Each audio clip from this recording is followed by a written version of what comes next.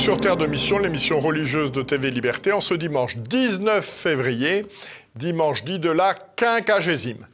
3 séquences, tout d'abord 2 séquences sur les nouvelles avancées en France du permis légal de tuer.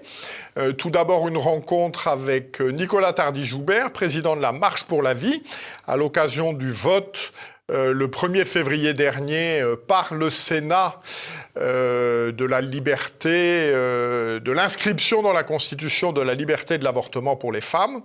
Ensuite, nous accueillerons Lucie Pachery, qui est juriste porte-parole de la Fondation Jérôme Lejeune, qui travaille à la diffusion d'un documentaire sur l'euthanasie. Enquête au cœur de la fin de vie, et ensuite une 3e séquence un petit peu plus distrayante avec Mère Marie des Neiges, dominicaine enseignante de la congrégation du Saint-Nom de Jésus, qui viendra nous présenter un jeu Veritas, marcher dans les pas des grandes figures dominicaines.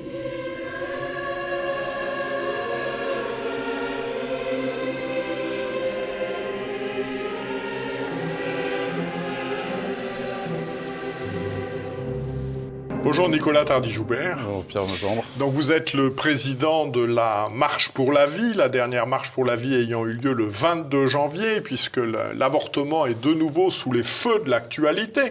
Alors commençons par le début. Quel bilan faites-vous de cette marche du 22 janvier dernier ?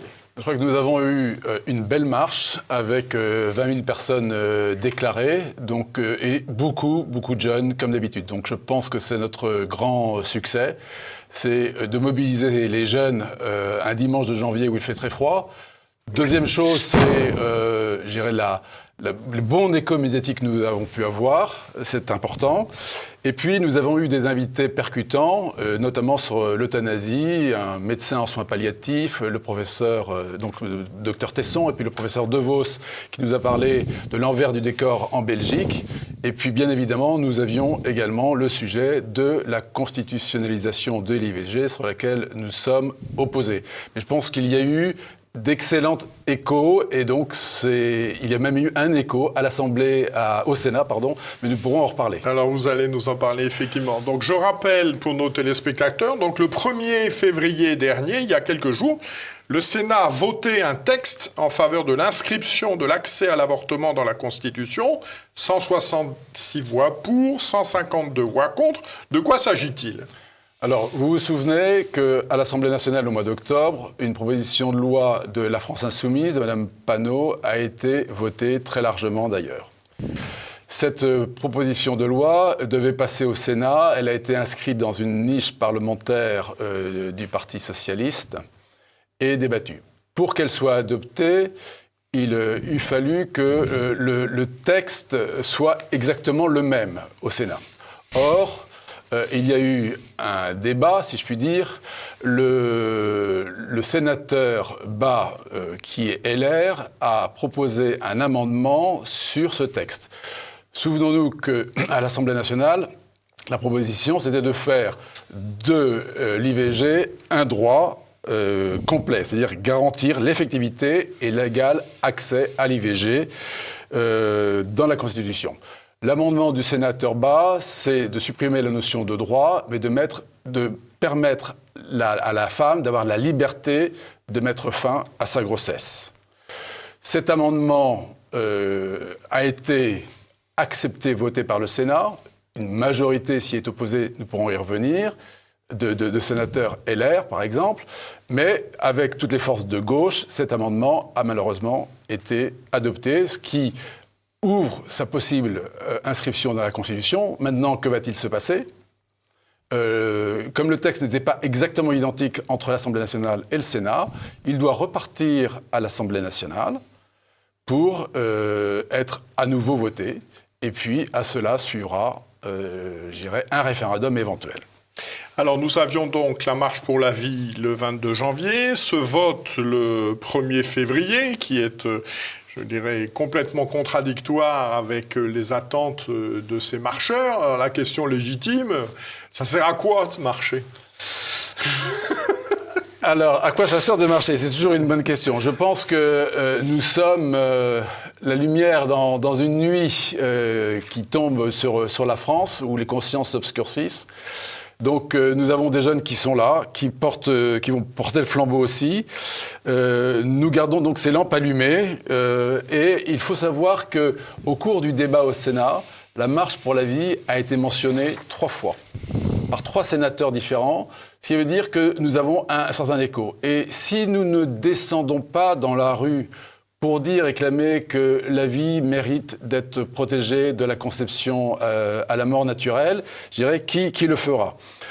Il faut aussi rappeler que certains ont une priorité politique de constitutionnaliser l'IVG qui est absolument absurde, parce que c'est une loi qui est d'abord dangereuse et inutile. Et puis, il faudrait surtout se concentrer pour mettre en place des politiques de prévention. Rappelons à vos auditeurs que nous avons aujourd'hui en France 3 fois plus d'avortements qu'en Italie, qui est un pays de taille comparable. Et qui se saisit de ce problème? Il y a un éléphant dans la pièce que personne ne voit. Il y a 223 000 avortements en France. On est en train de parler de la réforme des retraites. On sait que l'impact démographique est colossal. Et donc, si nous mettions en place, sur un plan politique, une prévention de l'avortement, on pourrait redresser la barre très rapidement et arriver à un seuil de renouvellement des générations. Alors, sur cette question de l'avortement, quel a été, à l'Assemblée nationale d'une part, au Sénat d'autre part, le positionnement des différents groupes politiques?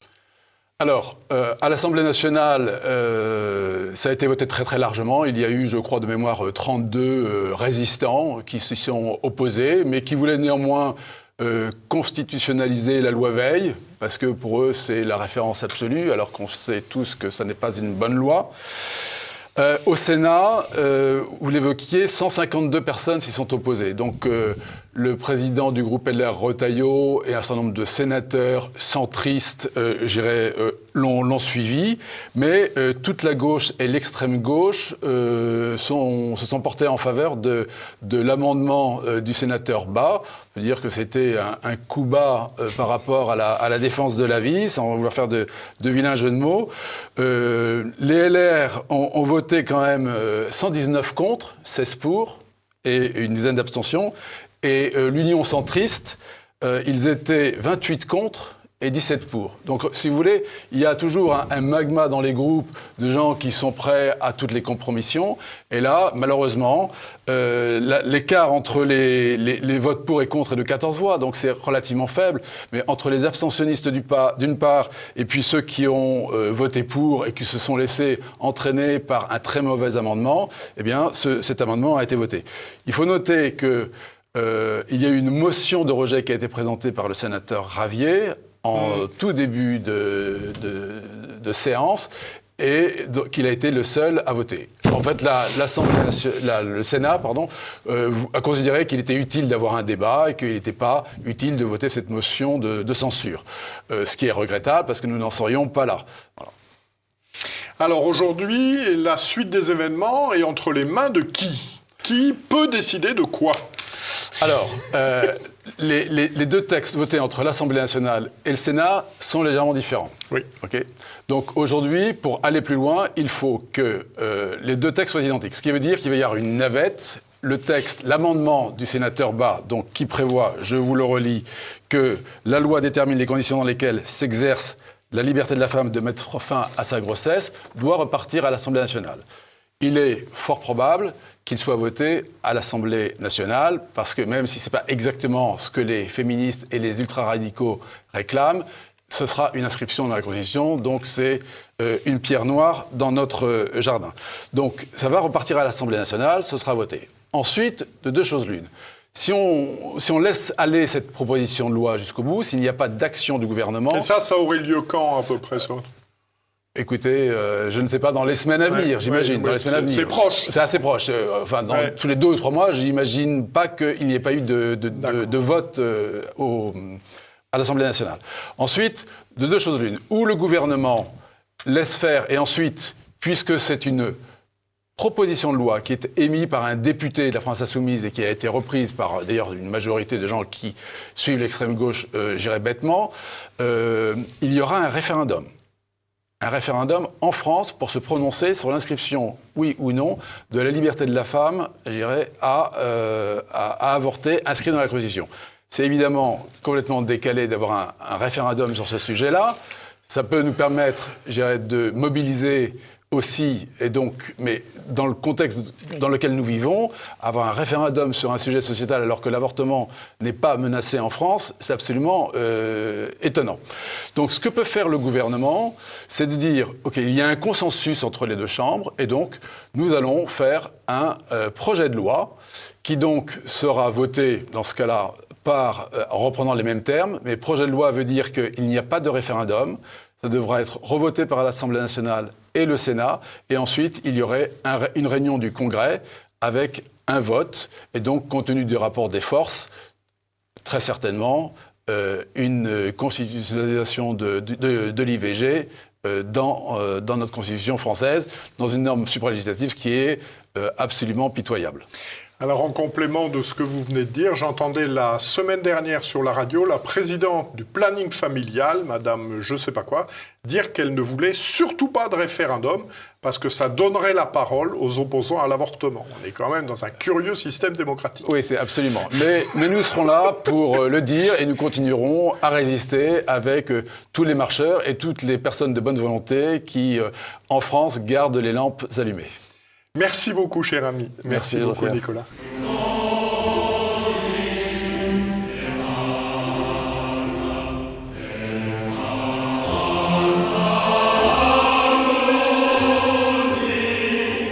Bonjour, Lucie Pachery. Bonjour. Vous êtes juriste, porte-parole de la Fondation Jérôme Lejeune et chargée, entre autres, de la diffusion d'un documentaire sur l'euthanasie intitulé « Enquête au cœur de la fin de vie ». Voilà, j'ai vu ce documentaire avec beaucoup d'émotion. Alors, quelle est l'actualité de l'euthanasie aujourd'hui en France ?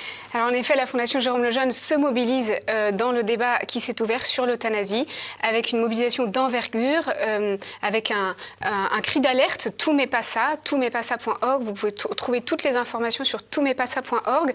Et au cœur de cette mobilisation, un outil inédit qu'elle va faire connaître et qui est un documentaire d'investigation réalisé par Géraud Burin-Desrosiers et produit par Bernard de la Villardière.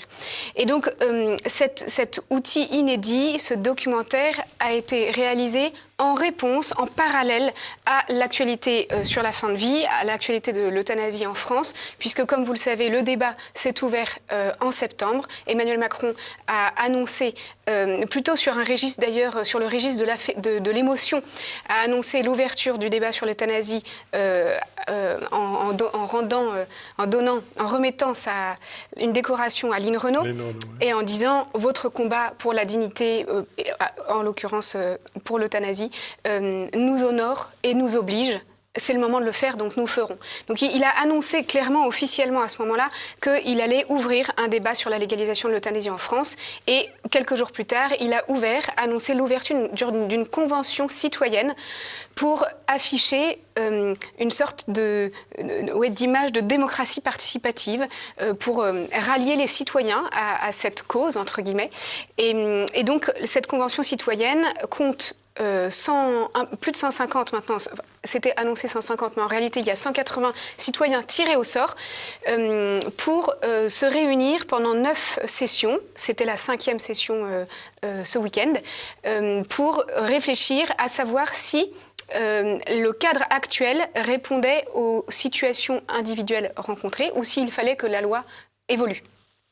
Et ce week-end, il y a eu un vote de ces citoyens tirés au sort qui consiste à dire que pour 95 d'entre eux sont favorables à l'encadrement conditionné de l'aide active à mourir, à la légalisation de l'aide active à mourir. Et tout ça pour dire du coup que on voit bien qu'il y a une stratégie bordée du gouvernement qui a occupé le terrain de l'émotion, qui occupe le terrain citoyen en faisant cette convention citoyenne, et puis qui a aussi nommé des parlementaires pour évaluer le cadre actuel, la loi actuelle qui est la loi Claes-Leonetti, dont Olivier Falorni, promoteur de l'euthanasie, est président. Et puis aussi a nommé un groupe d'experts avec à sa tête un académicien pour essayer de réfléchir au sens des mots, puisqu'ils savent que euthanasie fait un petit peu peur, ou en tout cas renvoie à une période de l'histoire. Et donc, voilà, tout est bordé pour bien occuper le terrain à tous les échelons de la société, et avec, en premier lieu, l'avis du CCNE qui a rendu un avis favorable à la légalisation. Alors, depuis 20 ans, l'euthanasie est légale en Belgique. Quel bilan tire-t-on de cette expérience ? Alors, le bilan qu'on peut tirer de l'expérience belge, c'est que à partir du moment où on relativise l'interdit de tuer, à partir du moment où on accepte que le corps médical administre la mort, eh bien, on rentre dans une pente glissante, sur une pente glissante. Il y a l'élargissement des pseudo-conditions qui étaient posées à l'origine sautent inévitablement. Et donc, alors qu'en 2002, la Belgique a légalisé l'euthanasie en 2002. En 2002, il y avait certaines conditions et il y a eu 200 demandes d'euthanasie, enfin 200 euthanasies pratiquées. En 20 ans, elles ont été multipliées par 10 et les conditions se sont élargies, c'est-à-dire que maintenant les mineurs peuvent accéder à l'euthanasie, que les directives anticipées qui étaient prévues pour 5 ans sont maintenant sans limite. Voilà, on voit, et que surtout c'était prévu à l'origine pour des souffrances réfractaires, enfin dans notre vocabulaire, des souffrances réfractaires mais physiques. Et aujourd'hui, on voit bien que, enfin, c'est accepté pour des souffrances réfractaires psychologiques ou psychiatriques, puisque les personnes atteintes de dépression peuvent avoir l'euthanasie. Voilà. Et le Chantilly de Corte, d'ailleurs, l'affaire Chantilly de Corte, cette jeune femme de 23 ans qui a été euthanasiée parce que exprimant des souffrances psychiques du fait des attentats qu'elle avait vécus, eh bien, a été euthanasiée très rapidement. Alors, quel est l'impact des enjeux économiques dans cette promotion de l'euthanasie ? Alors, les enjeux économiques, ils sont là de fait. Évidemment, les politiques, on ne peut pas prêter d'intention aux politiques. Certainement que ceux qui souhaitent légaliser l'euthanasie ne le font pas pour des raisons économiques, mais s'ils s'en défendent comme cela, il est évident qu'il y en a et qu'il y en aura, puisqu'on est dans un pays où la population des personnes âgées va énormément augmenter ces prochaines années, que d'ailleurs il y a un débat sur la gestion du grand âge, enfin voilà, la loi sur le grand âge est une vraie question pour notre pays, et que les EHPAD coûtent très cher. Donc il est évident que il y a des enjeux économiques qui vont se poser, et sans parler évidemment de la situation des hôpitaux et de la crise de l'hôpital. Donc il est évident que les personnes qui mettent plus de temps à mourir ou dont on sait qu'il n'y aura aucune amélioration dans leur état, soit de vieillesse, soit de dépendance, pèsent, coûte de fait à la société, mais c'est le principe de la société de les prendre en charge et de les aider, c'est le principe même de la solidarité, et donc il est évident que si l'euthanasie est légalisée, pour certains, elle sera, et de fait, elle sera la réponse pour ces personnes-là qui pèsent trop, dont on considère qu'elles pèsent trop, ou qu'elles occupent un lit trop longtemps. Voilà. Et puis, dans ce documentaire réalisé par Jérôme Burin-Desrosiers, on voit bien cette question-là, et de fait, une psychologue qui est interviewée dedans nous dit bien que certaines personnes âgées vont elles-mêmes se considérer comme étant à la charge et vont se dire « je coûte trop cher pour mes enfants, ça ne sert à rien de gaspiller mon argent dans un EHPAD, autant le donner à mes petits-enfants qui en ont besoin ». Voilà. Donc on voit bien qu'à deux niveaux, et au niveau politique et au niveau personnel, individuel, l'enjeu économique va être présent. Alors, quelle est la réaction des personnels de santé d'une manière générale, et en particulier du personnel chargé des soins palliatifs ? Elle est très clairement majoritairement défavorable à la légalisation de l'euthanasie. C'est un sondage d'ailleurs de la SFAP, de la Société française d'accompagnement des soins palliatifs, qui l'a diffusé en octobre et qui dit très clairement que 85% des personnels soignants sont défavorables à l'idée de programmer la mort, d'administrer la mort à leurs patients. Et plus encore que plus de 69%, donc quasiment 70%, démissionneraient de leur poste si l'euthanasie était légalisée. On sent un réel mal-être chez les soignants s'ils sont amenés à l'idée, enfin un réel mal-être chez les soignants à l'idée même de programmer la mort, d'administrer, d'injecter la mort à leurs patients. Et on voit bien, c'est très intéressant d'entendre les personnels soignants s'exprimer dessus. Certains disent même, si on me demande d'ôter la vie à mes patients, je préférais m'ôter la vie moi-même. Parce qu'en fait, oui, on voit ça. Voilà, on voit ça dans le documentaire. Ils disent bien, c'est du sale boulot et c'est pas notre boulot. Voilà. Nous, on est là pour soigner, pour accompagner.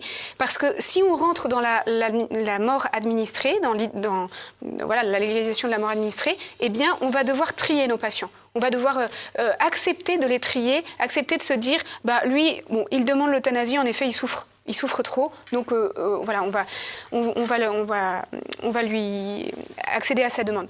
Et le réel problème aussi pour les professionnels soignants et pour la médecine de manière générale, c'est qu'on en viendra à un changement profond de la médecine hippocratique, et puis on va créer une confusion des genres entre le soin et l'acte létal. Voilà.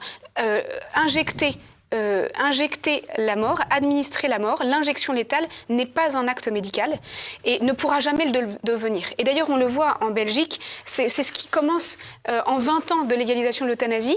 Les citoyens pensent, les patients pensent que c'est un acte médical, ça n'en sera jamais un. Alors, comment peut-on voir ce documentaire ? Alors la Fondation Jérôme Lejeune, à travers sa mobilisation Tout mais pas ça, initie un tour de France pour faire connaître ce documentaire. Et donc nous allons aller dans toutes les villes de France qui le demandent et qui porteront l'organisation d'une soirée ciné-débat pour diffuser ce documentaire et les messages qui sont dedans, c'est-à-dire les messages d'experts, les messages de médecins, les messages de patients, les messages de philosophes, de juristes, pour expliquer, pour vraiment expliquer les enjeux de l'euthanasie et faire rendre compte ce qu'est réellement l'euthanasie et le suicide assisté. Parce qu'aujourd'hui, dans le cadre de la Convention citoyenne ou dans les débats qu'on entend dans les médias, les messages qu'on entend dans les médias, on peut presque penser que l'euthanasie ou le suicide assisté, c'est une mort douce, c'est quelque chose presque de poétique. On entend des formules poétiques, d'ailleurs, des promoteurs de l'euthanasie qui nous disent mais c'est pour éteindre la lumière. Voilà. Mon père m'a demandé d'éteindre la lumière. Non, la réalité de l'euthanasie et du suicide assisté, c'est quelque chose qui est violent et qui est totalement contraire aux soins palliatifs. Et on voit dans ce documentaire une immersion aux soins palliatifs avec de très belles choses qui se vivent l'interdépendance, le lien entre les patients et les médecins et aussi l'expertise médicale pour soulager toute souffrance. Concrètement, si je veux savoir quand est-ce qu'il y a une diffusion dans la ville dans laquelle j'habite, comment je fais, sur quel site je vais ? Vous vous rendez sur le site toutmespassa.org. toutmespassa.org. Et vous voyez toutes les villes de France qui organisent déjà un ciné-débat et celles qui vont s'ouvrir, celles qui vont diffuser un ciné-débat en parallèle de la Convention citoyenne et même après, en parallèle des débats parlementaires. Merci beaucoup de toutes ces précisions. Donc, je renvoie vraiment nos téléspectateurs à ce documentaire. Et en plus, je me permets d'y insister, ce documentaire n'est pas univoque. C'est-à-dire, il y a des personnes, des médecins, soins palliatifs, puis il y a aussi des partisans de l'euthanasie ou des médecins qui pratiquent l'euthanasie qui vous expliquent ce qu'ils font. Donc je crois que ça permet vraiment de se faire un jugement avec tous les éléments en main. Merci beaucoup, Lucie. Merci à vous.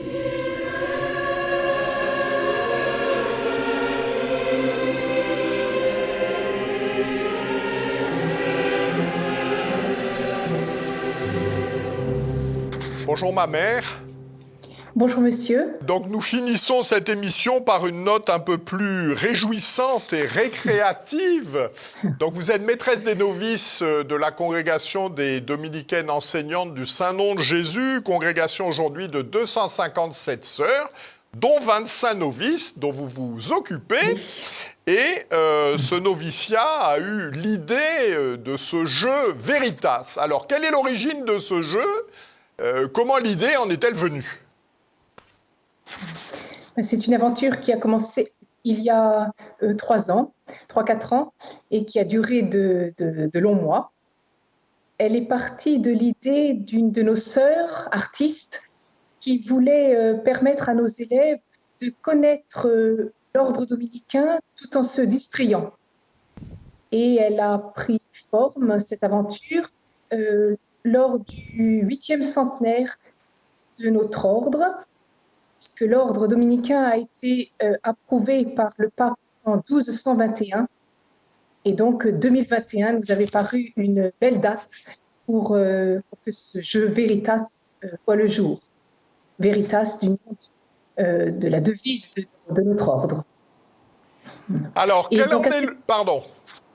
J'allais juste dire que, à cette occasion, comme cela dépassait le simple public de nos élèves, nous avons étoffé le jeu et multiplié les questions. Alors, quel en est le principe ? Est-ce un simple trivial poursuite dominicain ? Alors, le principe, avec ce jeu Veritas, nous entrons dans l'univers dominicain. Chaque joueur ou chaque équipe choisit un saint dominicain. Il y a 3 saints et 3 saints, bien sûr. Saint Dominique, Saint Thomas d'Aquin et Saint Pie V. Sainte Catherine de Sienne, Sainte Rose de Lima et la bienheureuse Imelda. Et le but du jeu, c'est, à la suite de l'appel du maître général de l'ordre, qui affirme pouvoir rédiger une histoire de l'ordre et l'illustrer, eh bien chaque joueur se rendra sur des lieux dominicains chargés d'histoire dominicaine, partira en mission et devra répondre à un certain nombre de questions, aussi bien sur l'ordre dominicain que culture générale. À la fin, il faudra reconstituer un puzzle de saint dominicain qu'il a choisi. Alors, vous demandiez trivial poursuite, ce n'est pas tout à fait le même principe. Nous avons voulu garder notre idée de départ, qui était de familiariser les esprits avec notre ordre, sa vie, ses belles pages, ses grandes figures, et non pas viser à une érudition plus un peu éclectique,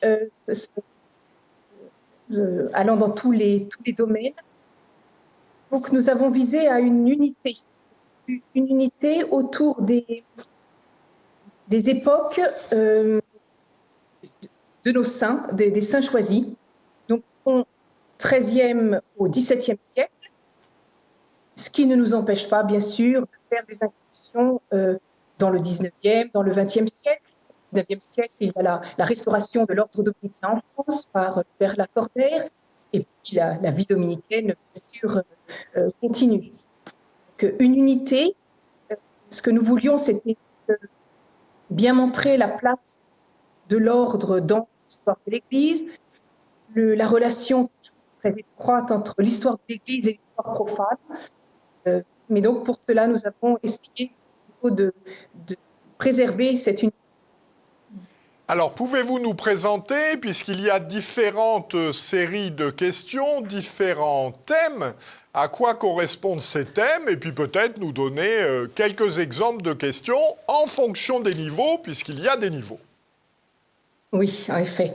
Donc, au point de vue des cartes, il y a tout d'abord les 4 séries de cartes, 4 séries principales de questions.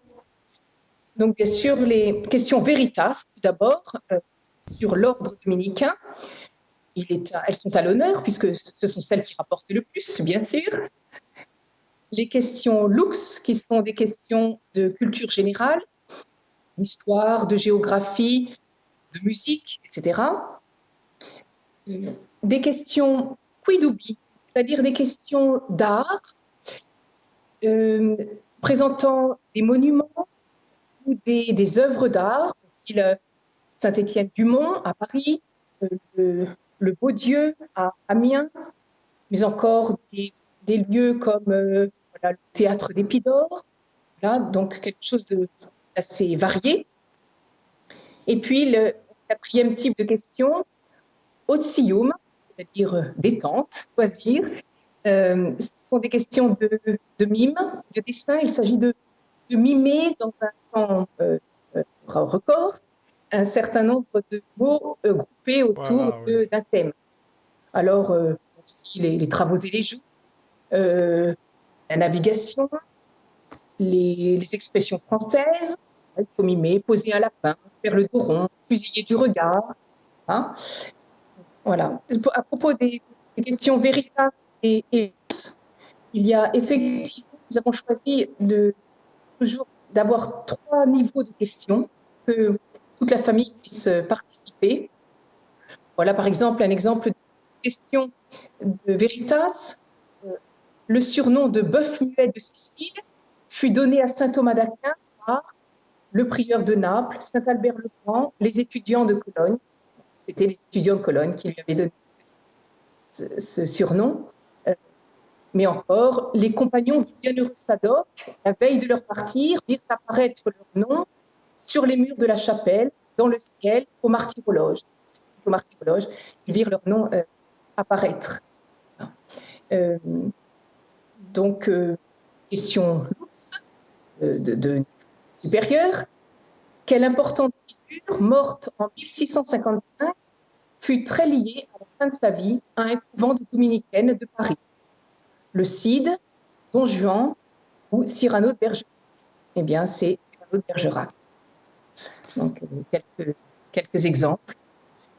Dans les questions pédagogiques, qui sont des questions d'art, nous avons voulu vraiment en profiter pour qu'il y ait une connaissance des œuvres d'art. Donc, souvent, les questions supposent que l'on regarde l'œuvre en question.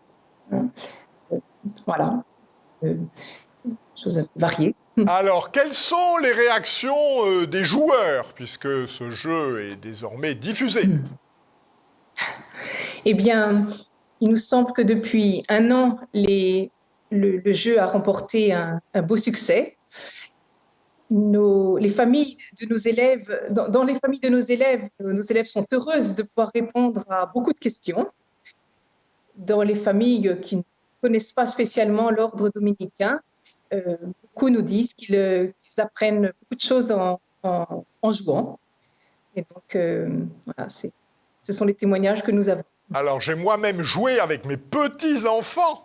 Et donc, je posais tout à l'heure la question sur le Trivial Poursuite. Je pense que c'est beaucoup plus qu'un Trivial Poursuite, parce qu'il n'y a pas que des questions. Il y a des choix stratégiques à faire sur la route en fonction de la case sur laquelle vous allez tomber qui ne vous donne pas les mêmes droits. Et puis il y a également cette carte dont vous avez parlé sur les mimes qui fait que ça n'est pas que quelque chose d'intellectuel. Donc voilà, mes petits-enfants ont mimé, c'était très bien. J'ai échappé à cet exercice quant à moi.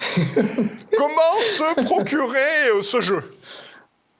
Eh bien, on peut envoyer un message aux éditions Jeanne Daza. Donc, Jeanne Daza, en un mot, jeannedaza75@gmail.com, ou bien sur le site de la congrégation des dominicaines enseignantes du Saint-Nom de Jésus de Fangeau. Et là, nous pouvons le commander. Merci beaucoup, ma mère. Eh bien, j'espère que ce jeu fera la joie de beaucoup de nos téléspectateurs. Voilà, cette émission s'achève. Je vous souhaite à tous un bon dimanche, une bonne semaine, et que Dieu, qui est Père, Fils et Saint-Esprit, nous garde. Bon dimanche et bonne semaine à tous.